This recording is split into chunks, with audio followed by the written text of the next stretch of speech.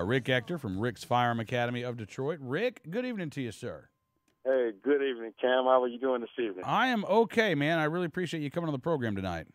Hey, it's always a pleasure, and like you, I wouldn't let my chance of winning $600 million keep me from being on the show. Well, listen, I appreciate that. You'd probably still teach folks how to shoot, right? I definitely do. I've been doing it for approximately 7 years now, man, and it's a joy.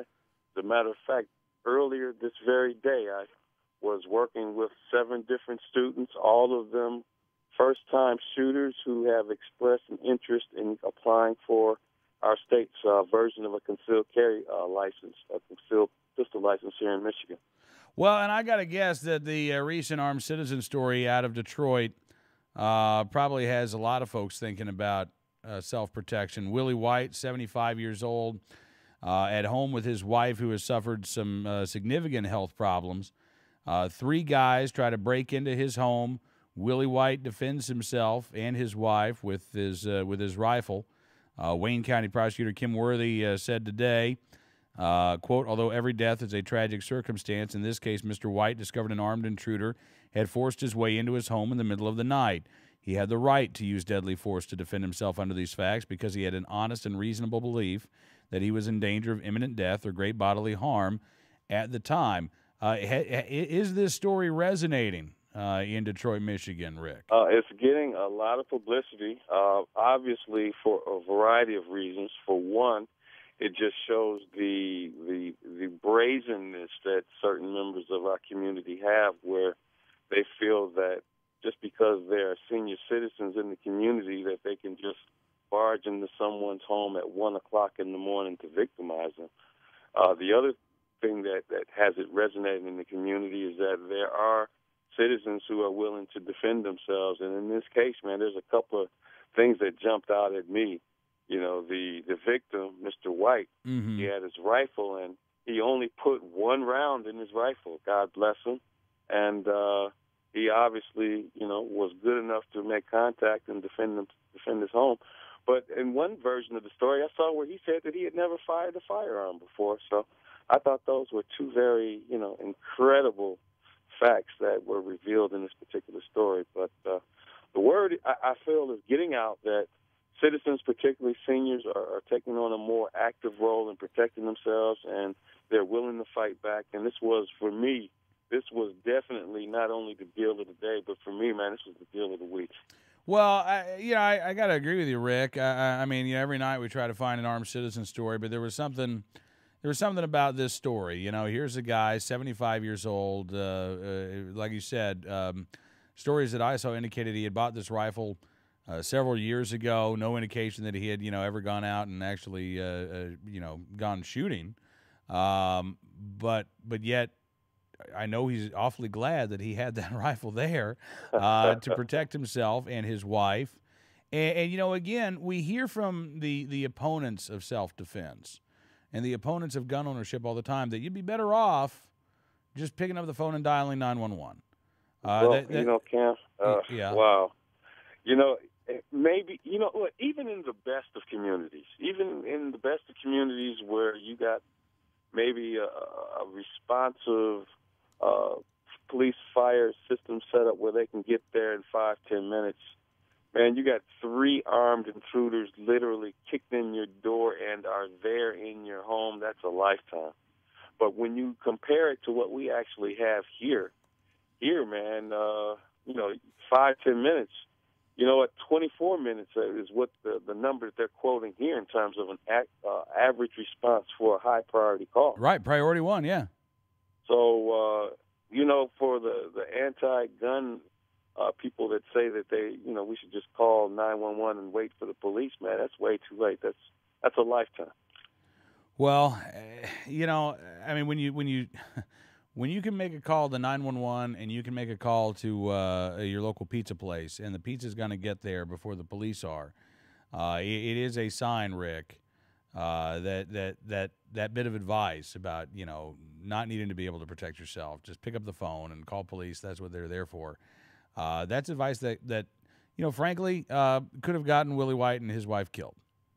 And you know what? I am so glad that they had a gun in the home. I'm so glad that he knew how to use it. I am so glad that he successfully defended himself. You know, I'm not gloating that the bad guy was killed, but I'm not going to shed any tears about it either. Well, I imagine that there are a lot of Detroit residents who feel that way at this point. I mean, you've got a city that has substantial problems, including public safety issues, and I think people are. Rick, I got to imagine people are fed up. I've got to think that there is an attitude among a lot of Detroiters, and I don't care if they're liberal or conservative, that is sort of a to hell with the criminals kind of attitude. We, the law-abiding, are going to protect ourselves against those who would do us harm. And you know what? It's a great thing for me to see, because regardless of your individual politics, regardless of where you stand, you realize that you have an inherent right to self-defense. And if you can't, we talk a lot about defending ourselves anywhere, man, but if you can't defend yourself in your own home, then we got a real serious problem. And I must say that I'm glad with some of the laws that we do have in Michigan, the Castle Doctrine and Stand Your Ground, which seems to have been the subject of scrutiny in the national media these days. But you know what? They're a great, effective tool for us to have for the law-abiding citizens to protect themselves. Talking with Rick Ector from Rick's Firearm Academy of Detroit, and Rick, given the fact, I mean, I think it's sad, but I don't see Detroit's budgetary issues being resolved anytime soon. In fact, I think it's probably going to get worse. I know that the plan for the state to, in essence, kind of take over the finances of Detroit. Well, that's coming up. Is that next week or week after next? It's coming up pretty soon, right? It's coming up very soon. There has been talk that they're very close. That is, the state of Michigan, in talks with our local leadership here, the mayor's office and city council, that they're going to reach some type of an agreement with some type of $137 million loan with, it's going to need to be repaid, and some type of oversight or involvement by the state to oversee, us restructure some long-term debt issues that we have. We have a lot of legacy costs in terms of retirees and work rules and all this other stuff that they need to get resolved. But, if people are thinking that, that we're going to come out of this thing with more public safety officers, they're sorely mistaken. Yeah. We basically have what we have, and we're lucky if we can hang on to what resources we do have currently.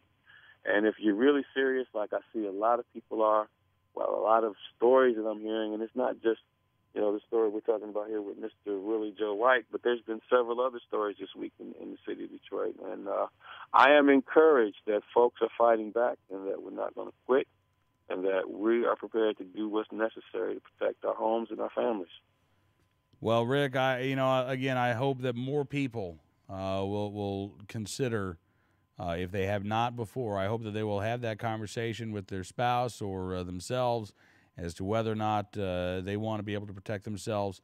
God forbid, if an incident like what happened to Mr. White happens to them, are they going to pick up the phone? Are they going to wait 30 minutes or less for the police to arrive, or will they give themselves a fighting chance to defend themselves within their own home? Well, I'm just curious. I mean, are you seeing a backlog right now in terms of people who are interested in getting their concealed carry license? People are really, are really actively seeking me out personally, and I'm happy to be there for them.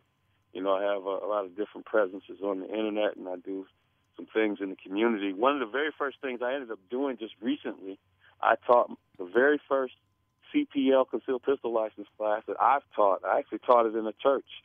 The pastor of the church is an individual that I was brought into contact with, and he just happens to be a 15-year veteran of the local police department here, and he thought it'd be a great idea to turn his parish, onto the idea of law-abiding citizens carrying guns, man. And I taught the class, at least the educational part of it, in a church with permission, of course, and it was very well received. And some of those students that I was talking to you about earlier, that I was actually training at the gun range. We were going through and getting the shooting portion of the class done today. Mm-hmm. And I tell you, one of the most rewarding things I get out of it, man, is there was this one lady. She's the spouse of the guy who was in the class, and she really did not want to be at the gun range. And this whole idea of even just touching a gun was so, foreign and even repulsive, man. But I was able to coax her into trying it.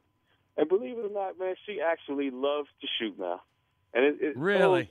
It's those experiences that I get like that, man, that really, justify what I do, man, and make me glad that I'm here to be able to provide, this service that I do for people, man. It was very rewarding for me personally. That's very cool. And I got to say, I love the fact that the pastor, a former member of a law enforcement office, actually invited you out there to the church to put on this course. That's fantastic, Rick. And I'm looking to do more of that with other churches in the community. I think that if we can find pastors who are, pro self-protection, personal protection, I think it'd be a great way to really get at those people who are really deep in the community that aren't really, connected online. So it's something I'm really looking to explore in the future, and hopefully I can do more of. That's fantastic. Well, listen, Rick, appreciate you coming on the program, sir. Have a great weekend. I know it's going to be a busy one for you, but look forward to doing this again soon. Man, I'm looking to have a great busy week, and then when April rolls around, man, I hope to see you and the rest of the guys in person in St. Louis. 2 weeks. Mr. Price, Mr. Pop, and Mr. Gray. 2 weeks from today. That's Yes, when sir. the NRA annual meeting kicks off. You'll be down there? I will be in St. Louis, sir. I'm glad to hear that. All right, Rick, we'll see you in a couple weeks then. All right, see you in a couple of weeks, and thanks for having me on tonight.